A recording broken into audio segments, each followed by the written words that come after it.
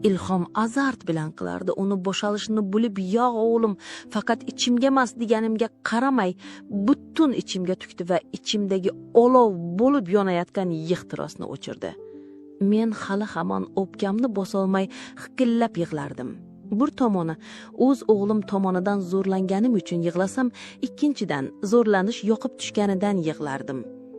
Ilhom esa tolkib, adoyi tamom bo'lgan oyoqlarimni tushirib, ustimga yotdi-da ikki qo'li bilan qachonlardir o'zi emgan emchaklarni gijimlab, kaftlari bilan ezgilagancha lablarimdan so'rib o'pishga tushdi.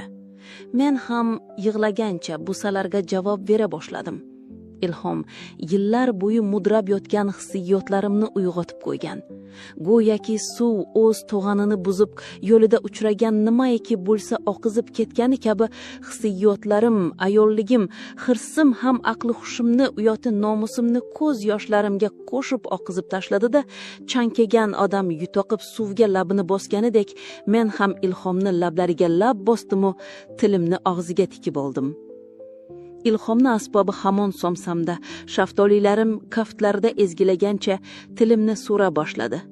Men hali hamon yosh bola deb yurganim Ilhom, tajribali o'ynashlardek qachon va qayerimni qanday silash, ezgilash yoki gijimlab erkalashni oldindan bilar va meni yana lazzat cho'qqisiga ko'tara boshlagandi. Bir payat Ilhom ikki yelkamdan ushlab bir tortkilab meni o'tirgizdi-da, ko'ylagimni sidirib yechib tashladi. O'zini futbolkasi va trikosini yechib, shir yalangoch bo'lib olgach, meni yana yotqizib, ko'kraklarimni hali unisini, hali bunisini ema boshladi. Keyin asta-sekin: "Mening ismim Zuhra. Men bir ona edim. Faqat oddiy ona emas, yolg'iz qizini o'zi ko'zi bilan kuydirgan, hamon kechira olmayotgan, dardini ichida yeb yashayotgan ona. Qizim Mohira, oppoq yuzli, silliq sochli, muloyim ko'zli farishtam edi. Kichkina paytidan mehmon kelganda dasturxon yozishga yugurardi. "Oyijon, men katta bo'lsam sizga ko'makchi bo'laman" derdi. Hayotimning ma'nosi edi bu. Uni maktabda ham, kollejda ham o'qitdim. Talabaga aylanganda bizning mahalladan bir yigit Sardor ko'p ko'rina boshladi. Hurmatli oiladan, o'zi tarbiyalidek ko'rinar, salomlashni bilardi. Mohira unga ko'ngil qo'yganini aytdi. Men esa onalik yuragim bilan ichimda bir g'am sezdim. Ko'nmadim avvaliga. Qizim yig'lab, "Oyijon, meni baxtli qilishni istasangiz rozilik bering" dedi. Ko'ndim, to'y qildik. Qizimni oq libosda chiqargan kun, o'sha oqshom men ichimda yomon bir tuyg'u sezdim. Go'yoki uni qaytib ko'rmasligimni bilayotgandek.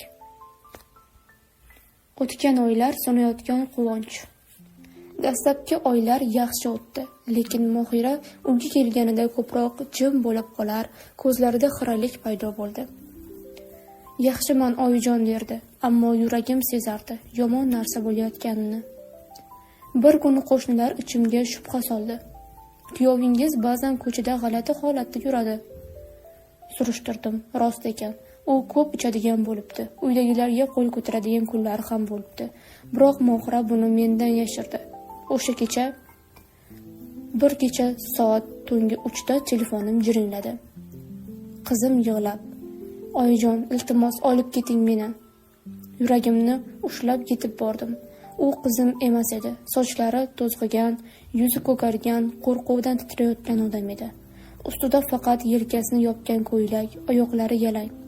Kuyovim o'sha odam mehmonxona o'rtasida mast holatda yotardi. Yonida aroq shishalari. Men u bilan yuzlashdim.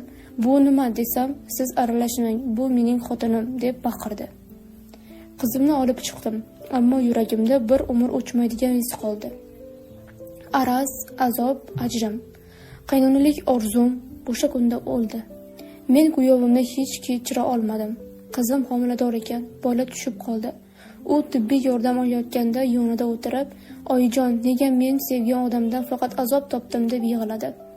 Mening javobim yo'q edi, chunki men o'sha sevgan odamga o'zim rozilik bergan edim. Yil o'tdi, ajrashish bo'ldi. Qizim endi sal o'ziga kelgan, lekin yuragidagi yarani hech narsa bitira olmaydi. Men esa har kecha sukutda o'sha kuyovga la'nat o'qiyman. O'zimga esa kechirim so'rayman.